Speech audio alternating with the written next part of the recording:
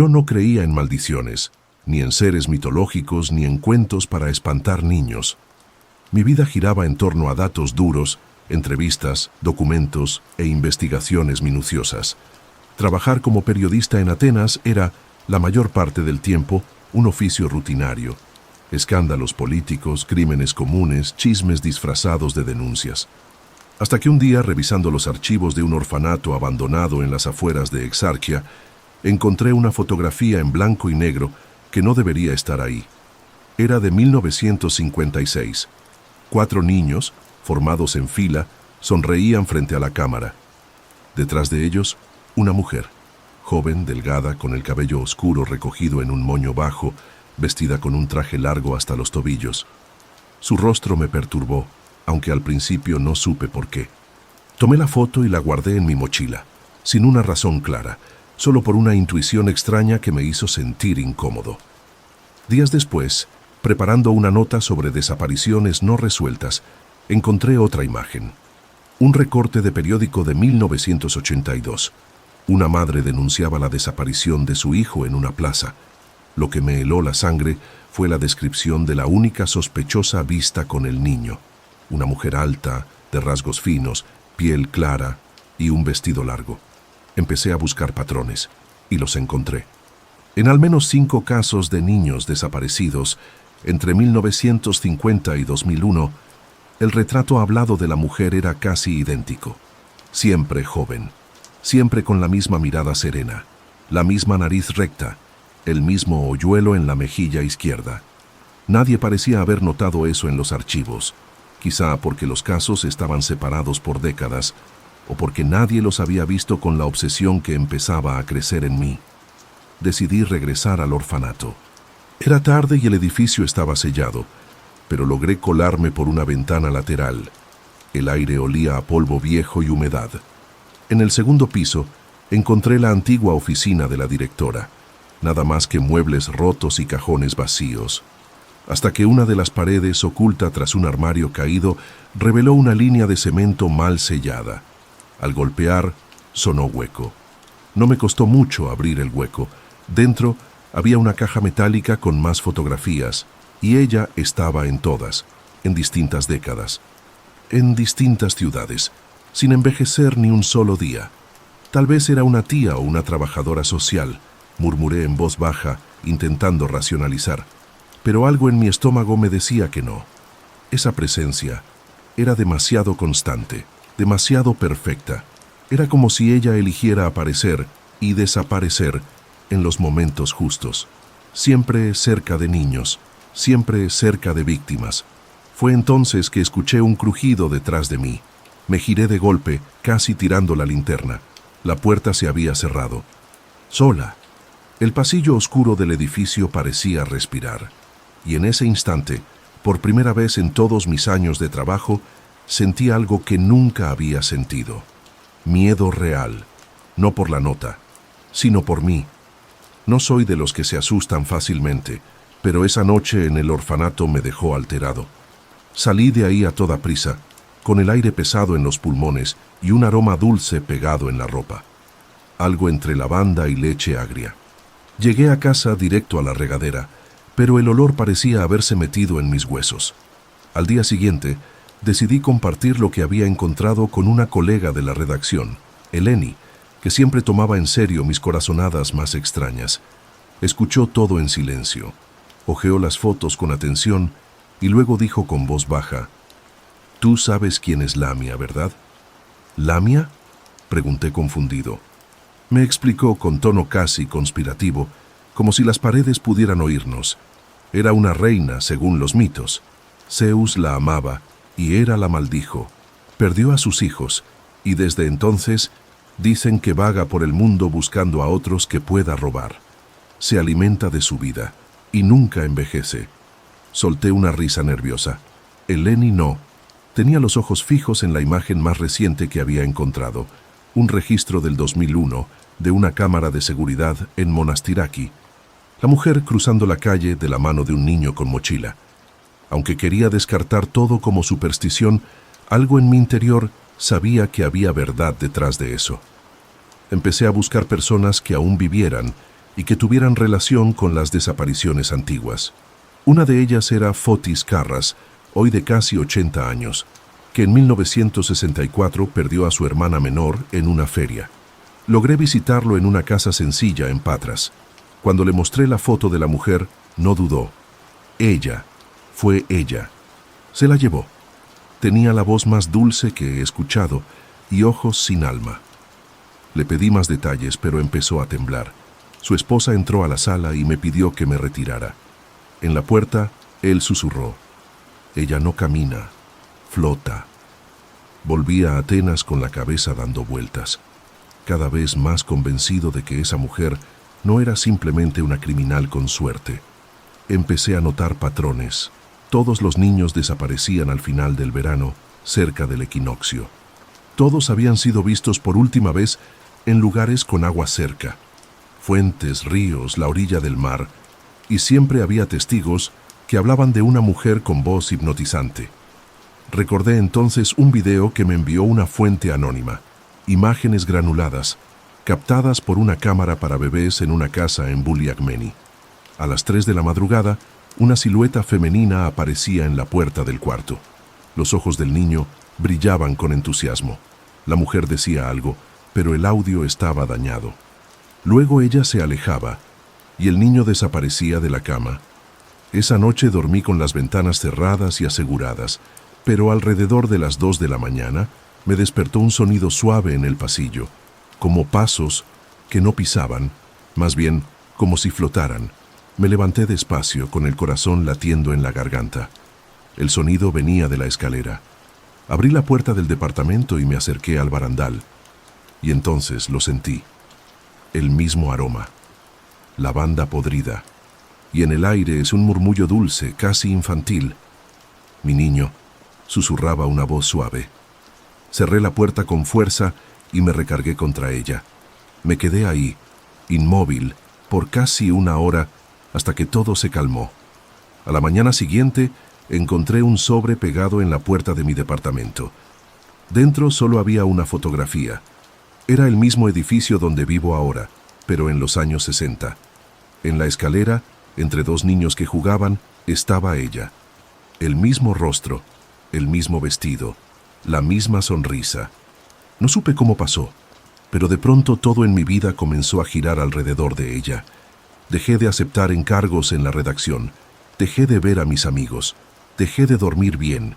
Mis días se convirtieron en una espiral de archivos, recortes, grabaciones, listas de nombres y mapas colgados en las paredes de mi sala. Me obsesioné. Y cuando uno se obsesiona, empieza a notar cosas que antes no habría visto. Empecé a recibir correos sin remitente, fotos antiguas, ubicaciones, referencias a un lugar que se repetía una y otra vez. El manantial de Agia Paraskevi, al sur de Tesalónica. Fui, con una mochila, mi cámara y un cuaderno. El lugar estaba prácticamente abandonado, aunque seguía apareciendo en algunos sitios turísticos como balneario tradicional. Un pequeño bosque lo rodeaba y entre las piedras brotaba un arroyo de agua clara, de un azul casi irreal. Me instalé en una pensión cercana y esperé. 3 días, 4, nada. Hasta que en la 5ª noche, mientras revisaba fotos antiguas en la banca frente al manantial, vi algo. Una figura, al otro lado del agua. No caminaba, se deslizaba. El mismo vestido largo, el mismo rostro que ya podía describir de memoria. Me quedé helado. No sé por qué, pero no pude levantarme. Ella también me vio. No dijo nada. Solo me miró, como si me reconociera, como si supiera todo de mí. Luego giró lentamente y desapareció entre los árboles. Corrí tras ella torpemente, tropezando entre raíces y ramas. No había nadie, ni una huella, pero había un murmullo en el viento, algo que no eran palabras, más bien sonidos lejanos, casi como el llanto de un niño mezclado con susurros húmedos. Me quedé ahí parado, rodeado de silencio, y comprendí que ella no estaba huyendo de mí, me estaba guiando.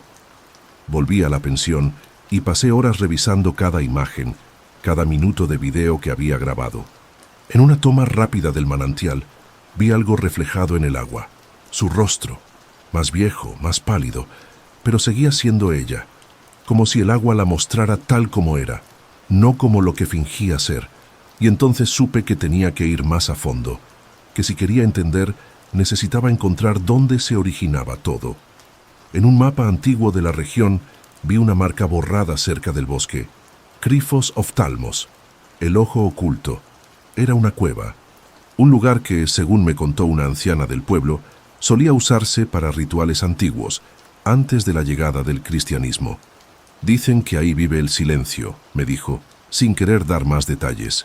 Tomé una linterna, cuerdas y bajé al amanecer. El aire dentro estaba cargado, denso. Cada paso era una pregunta sin respuesta. En las paredes había grabados antiguos, rostros femeninos, niños con los ojos cerrados, símbolos de serpientes en espiral. Al fondo, encontré una piedra tallada con un hueco en forma de cuerpo, como una tumba sin tapa, y sobre ella una marca apenas visible. Lamia no duerme. Espera. Entonces la oí, respirando. Me quedé inmóvil, con la linterna temblando en la mano. El sonido era suave, como una exhalación larga que salía del fondo de la cueva. No había viento, ni corriente, ni animales cerca, solo ese respiro. Lentamente, avancé hacia la piedra tallada. La humedad me calaba los huesos. Algo goteaba desde el techo. Una gota, dos, tres, como si la cueva estuviera llorando. Entonces, la luz de la linterna captó un detalle que me heló.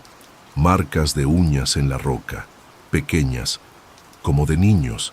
Me agaché para ver mejor. Las marcas no eran antiguas.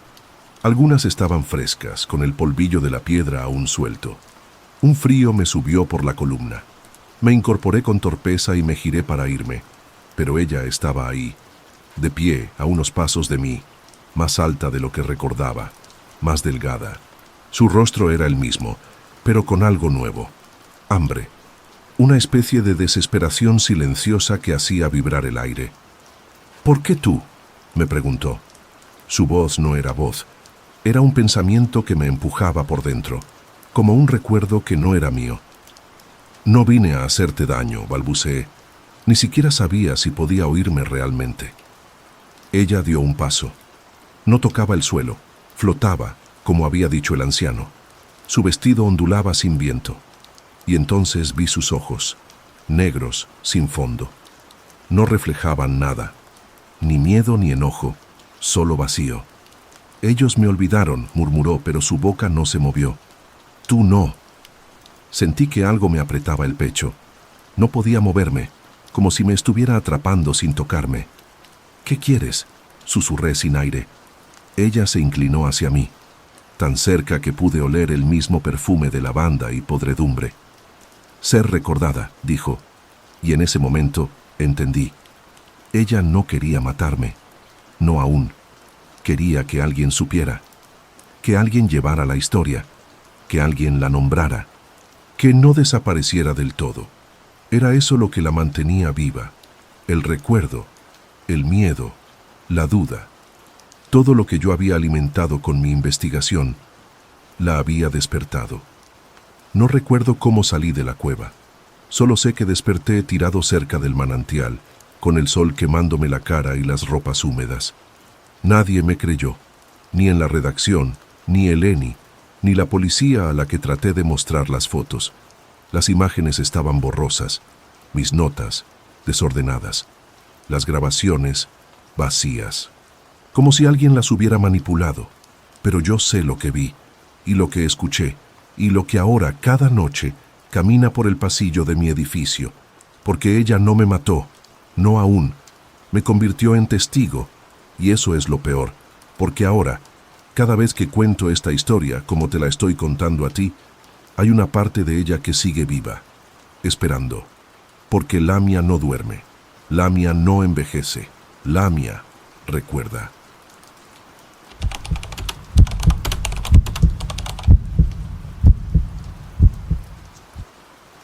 Nunca fui de hablar mucho ni cuando estaba en servicio, pero últimamente el silencio pesa de otra forma.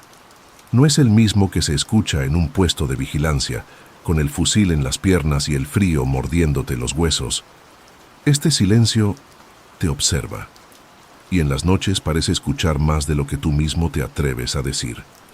Vivo solo en una cabaña vieja, al borde del bosque de taiga, lejos de todo. Después de la guerra, lo único que quería era olvidarme del mundo y que el mundo se olvidara de mí. Me traje una radio rota, unas latas de conserva y los fantasmas suficientes para llenar cada rincón de esta casa. Aquí nadie hace preguntas, nadie toca la puerta. Hasta hace unas semanas, todo empezó con ese maldito cuervo, grande, negro como el carbón mojado. Apareció en el marco de mi ventana una mañana sin sol. No graznó, solo me miró, con una mirada tan fija que tuve que apartar los ojos. Y al día siguiente volvió, y al siguiente, siempre a la misma hora, siempre mirando. Pensé en dispararle, no por odio, solo por costumbre. Cuando algo se mueve donde no debe, uno actúa, pero algo me detuvo. No fue miedo, fue una intuición, como si supiera que matar a ese cuervo abriría una puerta que no debía abrir. Así que lo dejé, pero empecé a tener sueños, con árboles retorcidos, con pasos sobre nieve fresca, con una risa ronca que venía de dentro de la tierra. Una madrugada, desperté empapado en sudor. Había oído pasos, claros, lentos, sobre la nieve congelada, justo afuera. Me levanté sin encender la luz. Mi rifle estaba en el rincón, pero ni siquiera pensé en tocarlo. Solo escuché. Y entonces algo raspó la pared de madera, como uñas o garras. Me acerqué a la ventana con cuidado. Nada. Solo el bosque inmóvil y el cuervo. Esta vez estaba más cerca. Esa misma noche me animé a salir. El aire era espeso, más frío de lo habitual. Caminé unos metros hacia los árboles, siguiendo un rastro de huellas pequeñas, como de una niña descalza. No hacían sentido. Nadie puede caminar descalzo en ese frío sin dejar carne en el camino. Pero ahí estaban, claras, frescas, y terminaban justo frente a mí, donde empezaba el bosque. Ahí fue cuando la vi. Una luz débil, como de una linterna vieja, parpadeaba entre los troncos, y detrás de la luz, algo se movía. Una figura encorvada cubierta por lo que parecía ser un chaleco de pelos, caminando con lentitud, pero sin vacilar. Me quedé helado, no por el clima, era otra cosa. Un instinto antiguo que me gritaba que regresara, que no debía estar ahí. Pero ya era tarde, porque ella ya me había visto. No dormí esa noche, ni las siguientes. Cerré la cabaña por dentro con clavos y alambre, como si eso sirviera de algo contra lo que vi. Pero aún así, cada madrugada escuchaba los pasos. Siempre el mismo patrón, 3 pasos lentos, luego el raspón en la pared. A veces a un lado, otras en la parte trasera, como si estuviera rodeando, esperando que algo ceda. Pensé en huir, pero ¿a dónde? El pueblo más cercano está a 5 horas en motonieve, y la mía no prende desde el invierno pasado. Además, no era solo miedo lo que sentía, era una mezcla rara de curiosidad y culpa, como si, en el fondo, supiera que esto no empezó hace unos días, que la historia entre ella y yo había comenzado mucho antes, tal vez en la guerra, tal vez antes de que yo naciera. Un día seguí las huellas. Lo sé, suena estúpido, pero lo hice, a plena luz del día, con el rifle en la espalda y el corazón latiendo como tambor. Las marcas eran iguales, pequeñas, descalzas, imposibles, iban en zigzag a través de la nieve hasta desaparecer junto a un árbol hueco. Lo revisé. Nada, pero sentí algo, como un soplo caliente dentro del tronco. No tenía sentido. El aire afuera estaba bajo cero. Esa noche decidí beber. No por valentía, sino por necesidad. Me empiné media botella de vodka barato y me senté junto al fuego con la puerta bien cerrada. Pero el calor no alcanzaba. Sentía que algo me observaba desde dentro de la cabaña, como si los ojos no estuvieran afuera esa vez, sino adentro. El cuervo volvió a aparecer, ahora posado encima del marco de mi puerta. No se movía, ni siquiera parpadeaba. Me quedé dormido en algún momento y soñé. Soñé con una cabaña en medio del bosque, pero no era una cabaña cualquiera. Estaba sostenida por patas de ave gigante y se movía con lentitud, como si patrullara la zona. Adentro vi sombras, oí cuchicheos y olí algo que no olía a carne quemada ni a leña. Olía a tiempo viejo, a huesos hervidos, a infancia perdida. Desperté con el sonido de la puerta abriéndose, lentamente. Chilló como si no la hubieran abierto en décadas. Me incorporé de golpe. No había viento, no había corriente, y sin embargo, estaba abierta. Afuera la nieve estaba intacta, pero dentro había una marca de barro, un solo pie, pequeño, humano y mojado. Me levanté como pude, temblando. Tomé el rifle, pero algo dentro de mí sabía que no serviría de nada, porque lo que entró esa noche no tenía miedo de armas, no venía por sangre, venía por algo más, algo que yo ya no recordaba, pero que ella jamás olvidó. Las marcas en el suelo desaparecieron al amanecer, como si nunca hubieran estado ahí, pero yo las vi, las toqué. Dejaron humedad en la madera, y aunque pasé todo el día buscando rastros, no encontré nada, ni huellas, ni olores, ni el cuervo. Como si todo hubiera sido un mal sueño, pero no lo fue, porque desde entonces algo cambió dentro de la cabaña. El aire pesaba distinto, las sombras se alargaban donde no debían. Esa noche decidí no dormir. Me senté con la espalda contra la pared, con el rifle en las piernas, mirando hacia la puerta. No quería que me sorprendiera otra vez, pero fue inútil, porque no vino por la puerta. Escuché el crujir del techo, luego un golpe seco sobre la chimenea. Me levanté como un resorte, apuntando hacia arriba. Nada, solo el fuego, que chispeaba como si lo soplaran desde dentro. Fue entonces que la escuché. No era una voz, era algo más, como una mezcla entre un lamento y una risa vieja, rota. Venía desde el bosque, lejano al principio, luego más cerca, y entre esos sonidos se mezclaba otro, el repicar de huesos, como si alguien agitara un collar hecho de cráneos diminutos. Me asomé por la ventana, no vi nada, pero los árboles se movían aunque no había viento. Recordé lo que me contó un sargento viejo, hace años, en una noche de guardia. En Siberia hay cosas que caminan cuando no las miras, y si las miras te reconocen. En ese momento, deseé nunca haber salido de Moscú, nunca haber pedido esta soledad, porque ahora sabía que no estaba solo, y peor aún, que lo que me acompañaba me conocía mejor de lo que yo a mí mismo. Decidí volver al bosque, al árbol hueco. Algo dentro de mí me empujaba, como si ella me llamara, no con palabras, sino con memorias que no sabía que tenía. Crucé la nieve a paso firme sin mirar atrás. El árbol seguía ahí, pero ahora abierto, como si esperara. Entré. Sí, entré. Era imposible, lo sé, pero cabía. Y adentro no había oscuridad.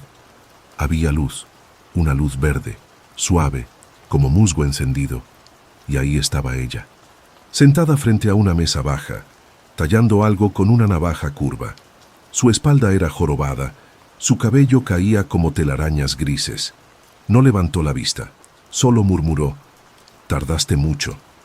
Su voz no era vieja, era anterior a lo viejo. Era como escuchar la tierra hablando. Intenté responder, pero no pude. Me temblaban las piernas, no del miedo, del reconocimiento. Ella levantó un objeto, un pequeño muñeco hecho de madera y dientes. «Este eras tú», dijo. «Y tú me lo diste», me mostró otro. «Este es el que me debes». Fue ahí que entendí que algo en mí, algo enterrado, le había prometido algo que olvidé, pero que ella no. Y ahora venía a cobrar. No sé cuánto tiempo estuve ahí dentro. El bosque dejó de sonar. Ni viento, ni ramas, ni pájaros. Nada. Como si el mundo se hubiera suspendido. La mujer, la bruja, la cosa, la memoria, seguía tallando. De vez en cuando alzaba la cabeza para mirarme con esos ojos tan viejos que ya no brillaban. No eran malignos, pero tampoco humanos. Eran como los de los cuervos, pacientes, fríos. Me señaló una silla junto a la mesa y me senté sin pensar. ¿Recuerdas?, me preguntó. Y al principio quise decir que no tenía idea de lo que estaba hablando. Pero algo dentro de mí empezó a empujar. Una imagen borrosa al principio. Yo, de niño, llorando en el bosque. Mi madre no venía por mí, y esa misma voz, esa misma figura, me encontró. Me calmó. Me ofreció sopa. Solo una cucharada, me dijo entonces, y nada de preguntas. Yo acepté.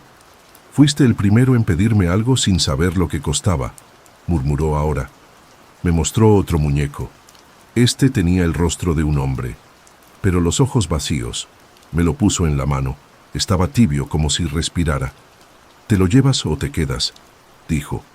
Y entonces lo entendí. No era una amenaza, era una elección. El muñeco era mi reflejo, pero también mi sentencia. Quise preguntar qué pasaría si lo dejaba. Pero sabía la respuesta. No saldría de ese lugar.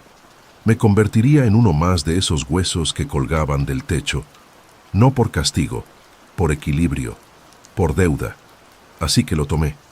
El muñeco pesaba más de lo que parecía, y al hacerlo, ella asintió, como quien cierra un trato olvidado por décadas. No recuerdo cómo salí del árbol, ni cómo llegué de nuevo a mi cabaña. Solo sé que el muñeco estaba en mi mochila, y que desde entonces escucho voces al dormir. No gritos, voces suaves, casi cariñosas, como si ella me hablara, como si aún me viera. Y lo peor es que parte de mí se siente aliviado, como si, de alguna manera, lo mereciera. Ahora ya no tengo el muñeco. Desapareció una noche. Desde entonces, los pasos volvieron, 3 pasos lentos, y el raspón en la pared, como si esperara que vuelva a salir, como si este fuera apenas el comienzo de algo más largo, más profundo, más inevitable, porque cuando haces un trato con lo viejo, con lo que no tiene nombre, nunca terminas de pagar. Y esta vez, sé que ella no olvidará.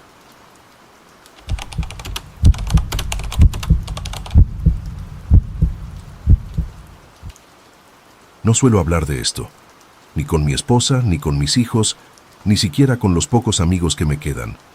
Me retiré hace más de 10 años de la Policía Estatal de Sonora, después de 30 años de servicio. Lo que voy a contar sucedió justo antes de colgar el uniforme. Nunca levanté un informe oficial, aunque sé que hay registros que alguien, en algún lado, tuvo que haber enterrado, porque no fui el único que lo vio, pero sí el único que regresó cuerdo. Todo empezó con una llamada anónima. Decían que una caravana de personas había desaparecido rumbo a San Luis Río Colorado. Al parecer, era un grupo religioso, una especie de culto nuevo que se hacían llamar los de la llama silente. Salieron en un par de camionetas y prometieron desconectarse del mundo por 7 días en el desierto. Nunca regresaron. No había cuerpos, ni vehículos, ni rastro alguno. Solo un viento caliente que parecía susurrar cosas. Me uní al grupo de búsqueda sin mucha fe. Pensé que sería otra de esas desapariciones voluntarias, como los grupos que quieren esperar el fin del mundo en paz. Pero al tercer día encontramos algo. Una marca extraña en la arena, huellas humanas formando un círculo, como si hubieran caminado alrededor de algo invisible, y en el centro, plumas, blancas, enormes, pero chamuscadas en las puntas, como si hubieran sido arrancadas de un ave gigante y luego lanzadas al fuego. «¿Qué es esto, coronel?», me preguntó uno de los soldados. Solo negué con la cabeza. Había algo en esa escena que me revolvía el estómago, como si mis ojos no quisieran enfocar bien. El sol estaba fuerte, pero por alguna razón el lugar parecía cubierto por una sombra que no se movía. Seguimos las huellas, que llevaban a una vieja capilla en ruinas. Ni siquiera aparecía en el mapa. La campana seguía colgando, torcida, y una cruz partida yacía enterrada en la arena. Entré solo. Siempre he sido terco. Dentro de la capilla había símbolos dibujados en las paredes, muchos en latín. otros en lenguas que no reconocí. El suelo estaba cubierto de sal, velas derretidas y manchas oscuras. Pero lo que más me perturbó fue el sonido, un llanto, bajo, como un suspiro largo proveniente del altar. Me acerqué despacio con la pistola en la mano. Cuando miré detrás del altar, lo vi. Era una figura encorvada, alada pero rota. Las alas, 6 como las de los serafines de las pinturas, estaban sucias y heridas. Su piel era grisácea, pero por debajo escurría algo parecido a luz líquida. Tenía los ojos abiertos, pero no me veía. Lloraba. «¿Qué haces aquí?», murmuré. La criatura levantó la cabeza lentamente y gimió. No habló, no gritó. Solo hizo un sonido, como el crujido de algo rompiéndose dentro de mí. Salí corriendo. Disparé 2 veces al aire, llamando a los demás. Cuando regresamos juntos, la criatura ya no estaba. En el lugar donde se había agachado, quedaba un círculo de cenizas y una pluma, todavía blanca, intacta, que temblaba con el viento. Nadie me creyó, pero desde esa noche comencé a soñar con alas y fuego. Y con una pregunta que no me deja en paz hasta hoy. ¿Qué tiene que pasar para que incluso un ángel caiga? Después de aquel día, ya nada volvió a sentirse normal. Aunque fingía seguir con mis tareas, patrullando zonas fronterizas y asistiendo a operativos, mi mente no estaba ahí. Me levantaba sudando por las noches, con la sensación de que algo me observaba desde la ventana, aunque vivía en un segundo piso. Y cada vez que cerraba los ojos lo veía, encorvado, sin rostro humano, llorando con luz en vez de lágrimas. Un par de semanas después, recibí una llamada inesperada. Era Ramírez, un agente joven que había estado conmigo durante la búsqueda. Su voz sonaba quebrada, temblorosa. Me dijo que había encontrado otra cosa. «Coronel, lo del desierto no fue todo. Hay más. Está apareciendo en otros lugares». Le pedí que se calmara y me explicara, pero solo repitió: «Las plumas, las marcas, y esa voz, esa pinche voz que no habla pero te rompe». Nos citamos en una gasolinera vieja, a medio camino entre Caborca y Pitiquito. Ramírez llegó tarde. Cuando lo vi bajar de su camioneta, me costó reconocerlo. Tenía los ojos hundidos, el rostro pálido y flaco como si hubiera envejecido 10 años en 2 semanas. Me entregó una libreta desgastada, envuelta en una camiseta. «No la abras aquí», me dijo, «y no regreses solo. Ya no está llorando. Ahora camina». Esa noche esperé que mi esposa se durmiera y bajé al garaje. Abrí la libreta. Eran anotaciones desordenadas, fechas, lugares, símbolos, fotos pegadas con cinta. En una de ellas vi claramente la silueta de la criatura, parada junto a una antena oxidada, en medio de un campo seco. En otra se veía una pluma blanca sobre una piedra marcada con fuego. Pero lo que más me impactó fue una nota garabateada con urgencia. «No es un demonio. No del todo, pero ya no es lo que fue». Al día siguiente, Ramírez desapareció. Fui a su casa, puerta entreabierta, todo intacto, ninguna señal de lucha. Su perro, muerto en el patio. En la pared del cuarto, escrito con algo oscuro, una frase que me heló la sangre: «Lo seguimos porque era bello». No sé cuánto tiempo me quedé ahí, inmóvil. Sentí que el aire pesaba, que los relojes no avanzaban. Había una calma antinatural y el olor a incienso viejo. Volví a revisar a fondo la libreta. Había una dirección: un pueblo abandonado llamado Santa Teresa del Cobre, al norte. Aparecía subrayado varias veces.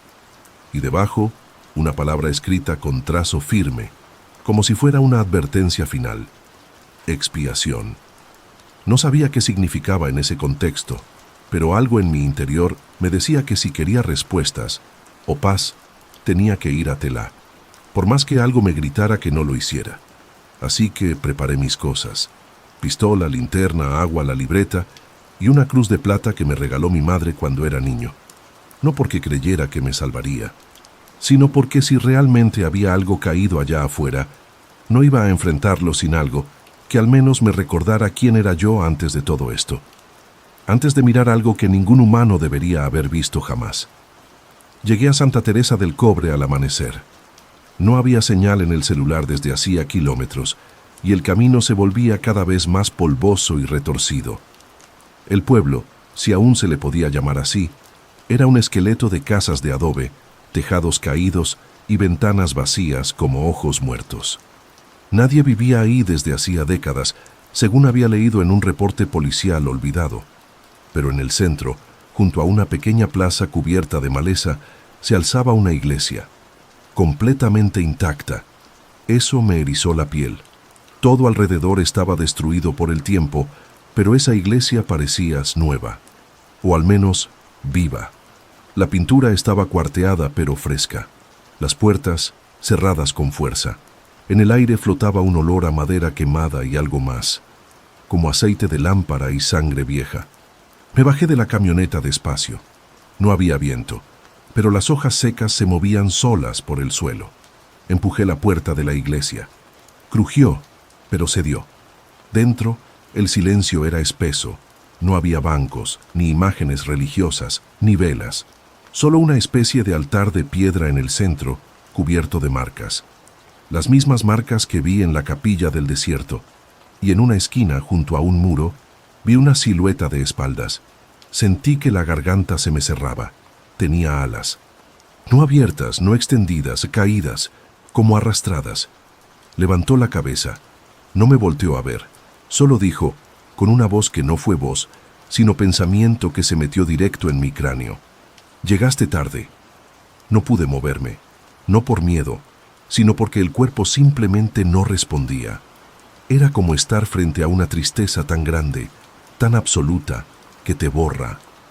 Sus alas se agitaron con lentitud, y en ese movimiento cayeron plumas grises al suelo. Una de ellas se encendió al tocar la piedra. «¿Qué eres?», murmuré, pero no respondió.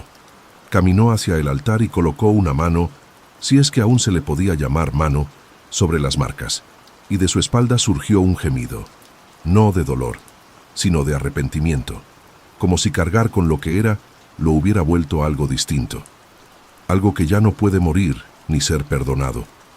Me habló otra vez sin mover los labios. Caí por querer entender. Ahora arrastro luz que no alumbra. Salí corriendo. No disparé, no grité, solo corrí. Sentía que el aire me cortaba la piel. Subí a la camioneta con el corazón estallando en el pecho y arranqué sin mirar atrás. Pero en el espejo retrovisor, justo antes de perderlo de vista, lo vi elevarse. No como un ángel, como algo más, torcido por el intento de seguir siendo puro. Esa noche no dormí. Encendí todas las luces de la casa. Le mentí a mi esposa diciendo que había tenido un accidente en la sierra, pero en realidad no me dolía el cuerpo, me dolía el alma, porque por más que intenté entender, solo me quedó claro que no era una aparición ni una alucinación. Era un testigo de algo que rompió las reglas más antiguas y que tal vez aún busca a quien las escribió. No sé exactamente por qué volví al desierto. Tal vez fue culpa, tal vez fue esa voz sin boca que se metió en mi cabeza y no se fue más. Tal vez fue el hecho de que, desde aquel día en Santa Teresa del Cobre, los espejos en mi casa comenzaron a mostrarme cosas que no estaban ahí. Sombras detrás de mí, plumas blancas flotando donde no debía haber nada. Luz que dolía. Me preparé en silencio, sin avisar a nadie. Esta vez no llevé armas, solo la libreta de Ramírez, una lámpara, agua y esa cruz vieja que había empezado a agrietarse por los bordes. Volví al mismo punto donde lo vi por primera vez, las ruinas de aquella capilla que no aparecía en los mapas. Pero ya no había altar, ni símbolos, ni rastros, solo arena lisa, como si el desierto hubiera decidido tragarse todo. Pensé en rendirme, en irme, pero entonces lo escuché, no un grito ni un llanto, un crujido, como huesos al romperse, venía de bajo tierra, y luego apareció, no bajó del cielo, surgió del polvo, el serafín, o lo que quedaba de él. Esta vez, sus alas estaban quemadas hasta los huesos. No tenía ojos, pero me veía. Lo supe, y habló, con esa voz silenciosa que no sale de ninguna boca. ¿Por qué regresaste? Porque sigo sin entender, respondí.